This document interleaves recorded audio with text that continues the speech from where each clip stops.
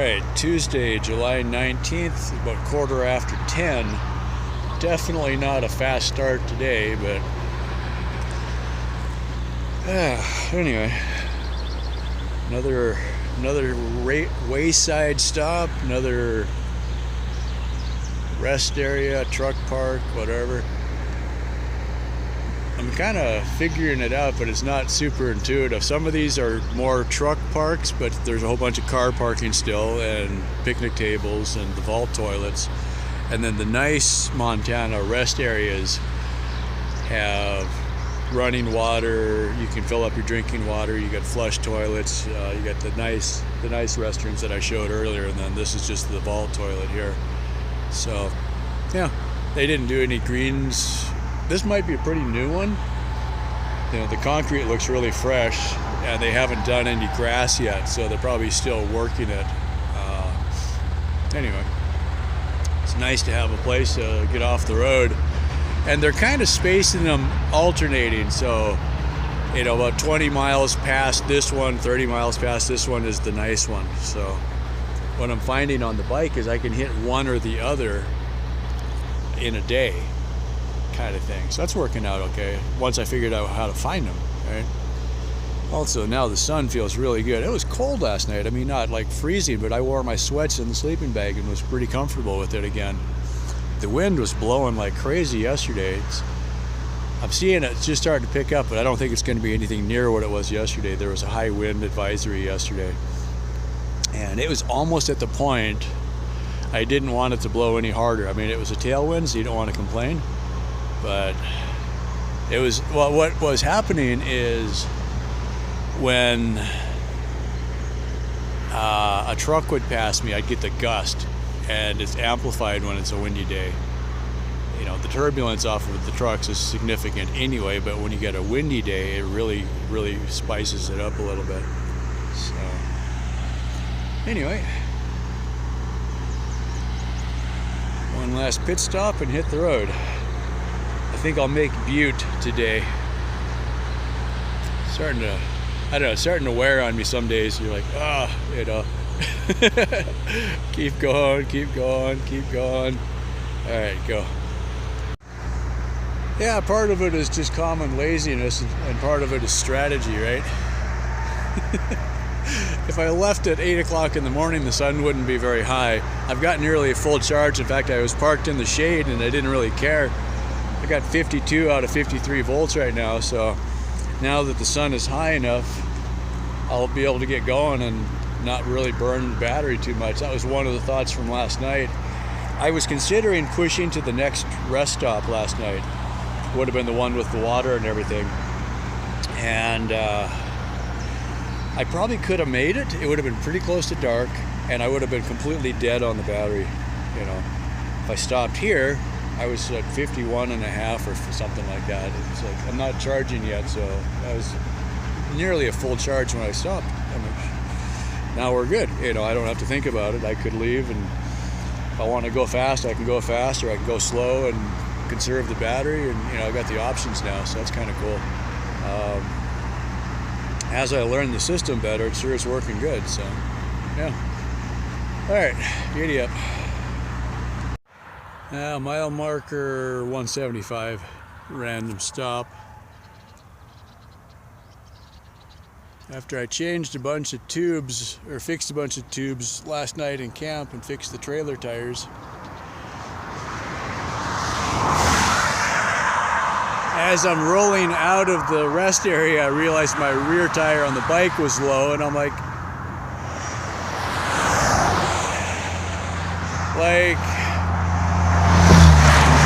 did it just go flat, or did I just not notice it? You know, stopped and pumped it up.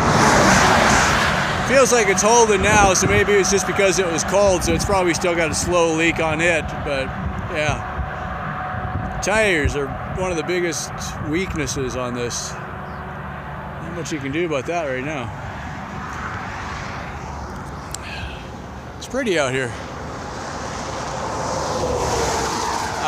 I think around Butte is the Continental Divide. I forget exactly, so we'll figure it out when we get there.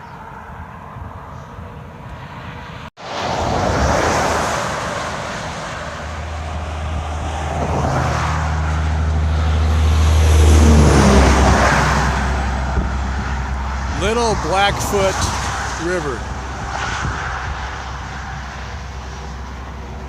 Not very deep. I saw some guys floating in an inflatable boat, I guess, fishing. So just meanders along here.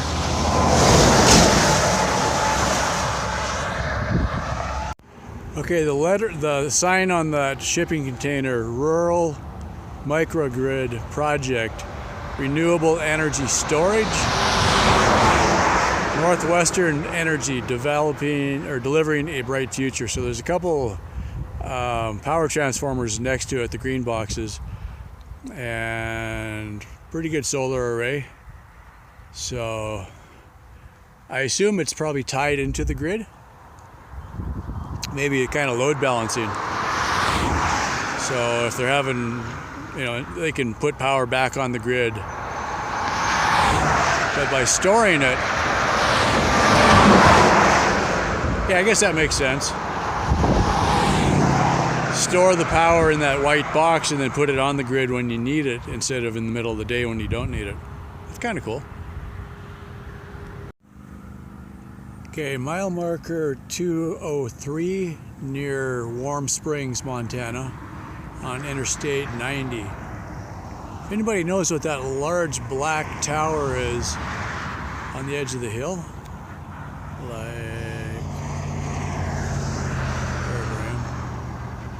that thing right there, go ahead and post it in the comments.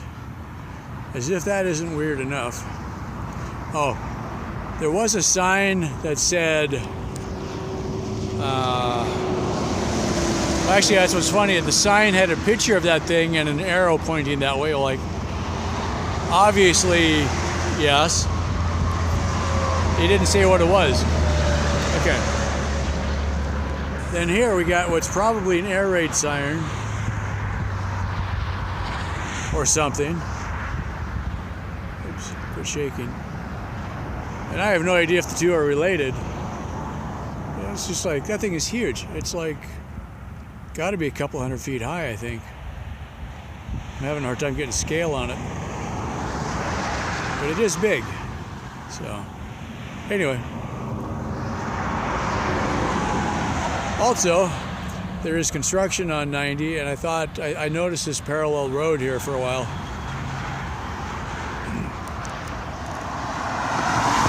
So again, no shoulder at all, but less traffic. So what I'm hoping is less tire debris so I don't get as many flat tires. So I'll take this as long as I can. There's a rest area about 5 miles ahead I'm going to ride to and refill my water. And from there I'm going to look on my GPS to see how far this road goes. Because there's nothing worse than riding on a road and then realizing the road ends and there's no way to get back on the freeway.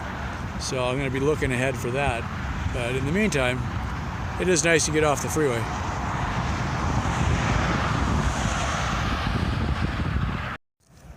Yeah, about 2 o'clock, finally got to the rest area. I think this is the one I thought I might make it to last night. That would have been a long slog. Kind of glad I didn't. Of note, the car there is sitting up on blocks. I don't think it's got any tires on it. Got a jack under one side and it's sitting on a tire on the other side. That can't be good. It's got writing on the window. It's probably highway patrol or whatever they call them here. Windmill not spinning, so that's a pretty quiet day. Alright, I'm going to take a break here. I'm tired. Well, okay, the view almost from the top, or just short of 6,000 feet. Coming out of Butte. The rest area I'm going to is about 4 miles from here. I'm about a mile and a half from the Continental Divide. Stopping to let the solar catch up. It's end of the day. It's already after 7. So I'm only getting to 50 watts. And the motor started getting warm, so it starts throttling back when it's getting warm. So, got a tailwind, so that helps a little bit. Just passed a guy in a Toyota. I don't know if that counts or not. His hood was up. Race to the top. I made it. I walked a little bit, and then when I got close to the top, I rode it. I don't have much power left, but I had enough. It's about 2 miles to the rest area. Hell yeah! Alright, coming to you live, or whenever I publish the video, from the Continental Divide in Montana near Butte on Highway I-90, elevation somewhere above 6,000 feet. I'll post a screenshot of that in a minute. Oh man. Didn't have much help from the sun on the trip up. From Butte, it's only a few miles and like 1,000 feet climb. It was seriously climb. All these guys in trucks, they were right down.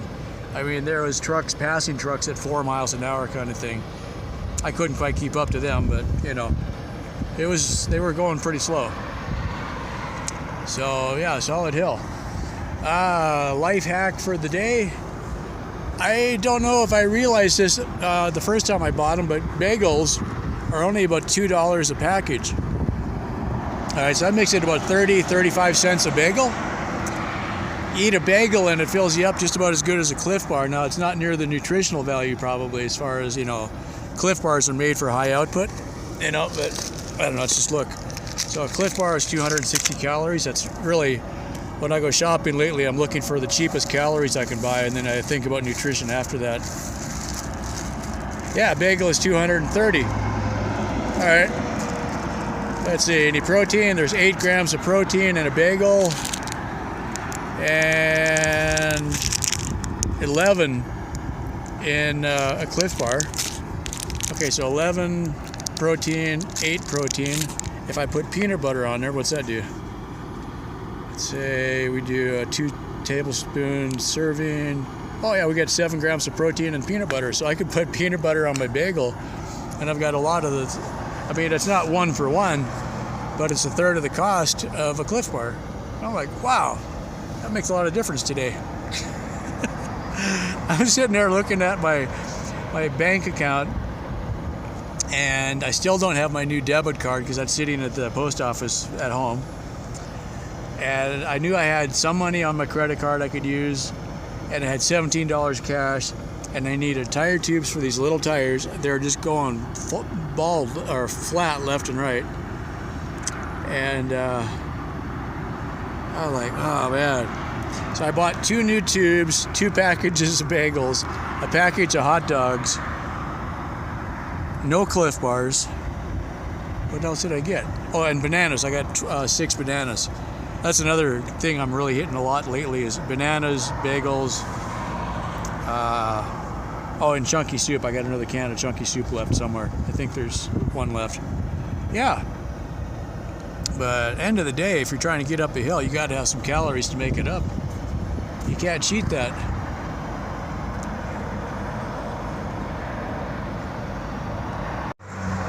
Anyway, I may consider this a mistake later in that I'm camping on the Continental Divide or within like a mile of it or something like that. So we're above 6,000 feet, so it's going to probably cool off tonight. Considering last night when I was camped at another truck stop, I slept in my sweats in the sleeping bag. But it's not going to be freezing or anything, it's just going to be colder, so it'll be all right. I don't think I've done this on any other state. Like purposely marking off all of the rest stops and all of the truck stops. Because again, there's a vault toilet over there. And I'm like, man, I've only really wild camped once in Montana on this trip. I've made it to rest stops or truck stops like this every other night.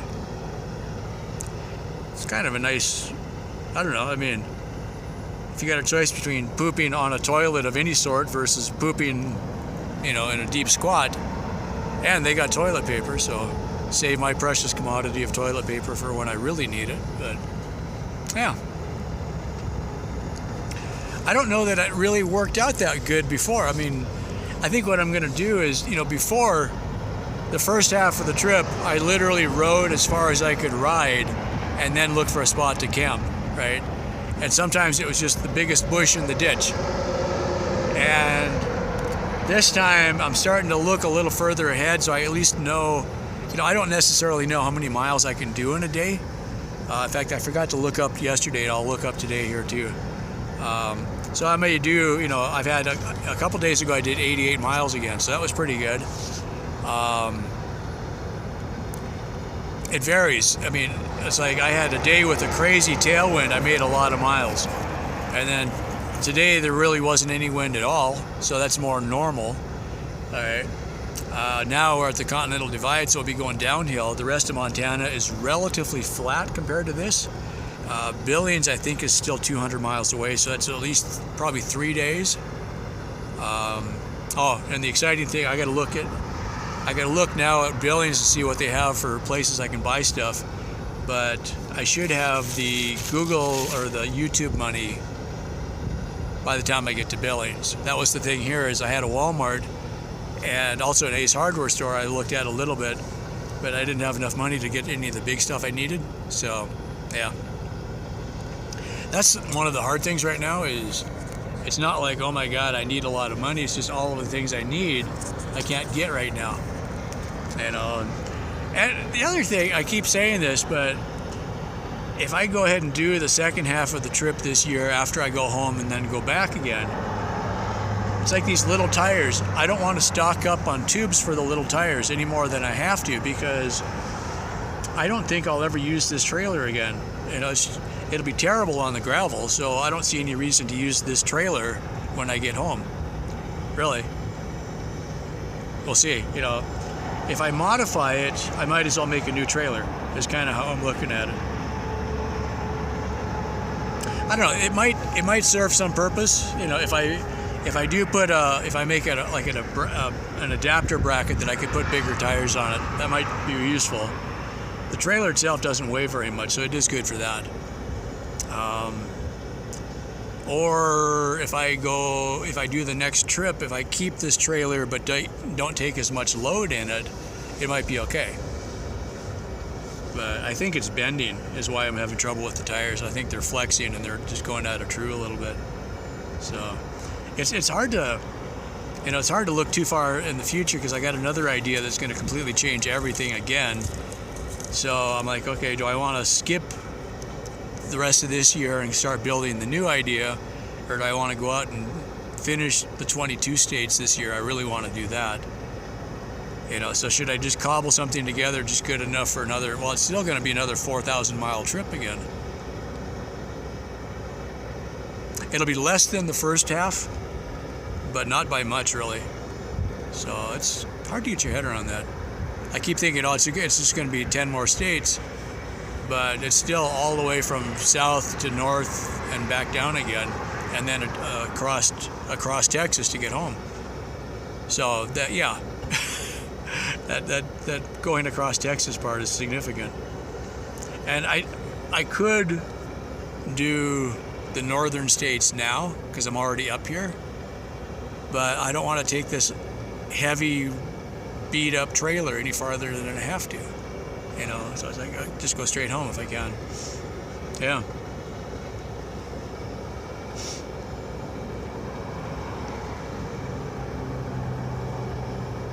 Yeah, it's like, you get lost on that one. So anyway, sometimes I have to remind my face that I'm having fun on this trip. There's been some of the days you're like just in a permanent scowl. It's just like, you're surrounded by, this is got to be one of the prettiest states. I've been thinking Montana is my favorite state so far. Really. Oregon was really nice too. I like Oregon, and I like Montana. Northern Idaho I like. Southern Idaho is more wide open space again, so not as pretty. Yeah. Now, I think I'm going to like Wyoming. I have driven through Wyoming once, and I just don't really remember it very much, but I think I liked it. Colorado should be pretty nice too. So, it's a lot to see, that's for sure.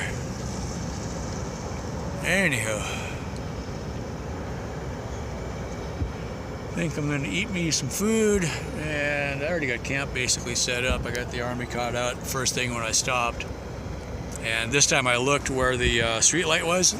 I completely didn't think about it until literally when I was shutting down, like ready to crawl in bed last night. I realized I was right underneath one of the picnic light, the street lights, because I had been thinking I was going to move over where the picnic tables were. That's what I was trying to say. And then I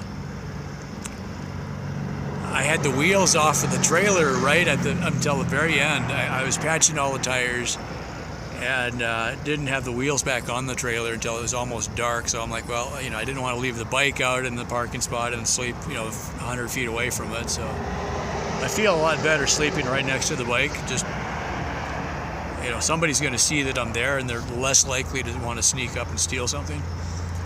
I've had people ask that, and I don't really worry about it too much anymore. I was concerned. It's more of a concern, what's going to happen if I'm 2,000 miles from home and somebody steals the bike? I know I'd be just, screwed.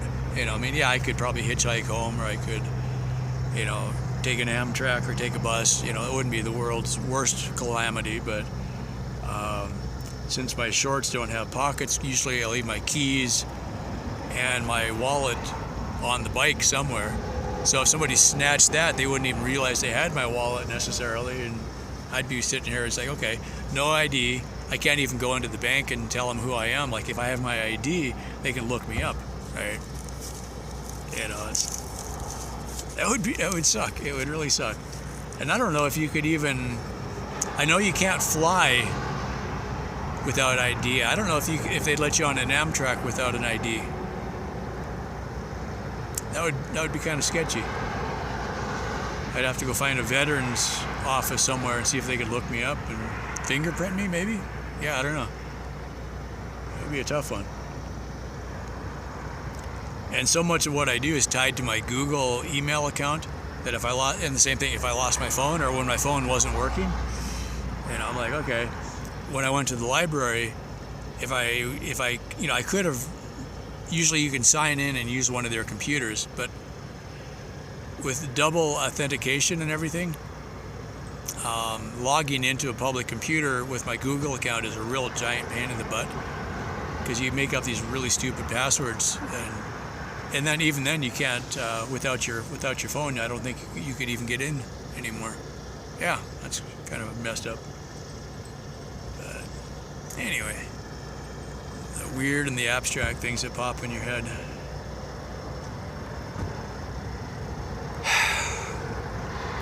Good solid day today. Had a few tires that kept going down on me, but less actual flat tires than the day before, which was nice. The tire this morning, the rear tire on the bike was flat as I was leaving the campsite. Like, I don't know what was going on there. It's like I thought it was good before, and then I go to ride away and it went flat. And then I bumped it up and it's been fine ever since. So I'll just kind of check it in the morning. Maybe it goes flat when it's cold or something. Yeah. That's one of the reasons I really tried to use motorcycle tires at one point.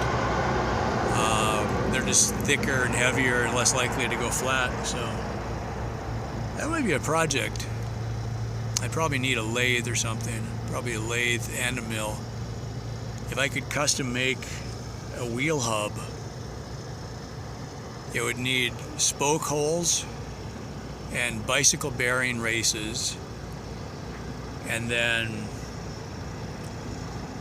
the mounting lug either for the disc brake on a bicycle or the motorcycle disc brake was an idea. So I would just need a custom hub basically, and then I could thread that onto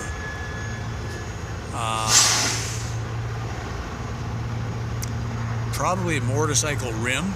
So the idea is you need a spoke pattern on the hub that'll match the motorcycle rim spokes, right? It gets confusing. That's probably why it hasn't happened yet.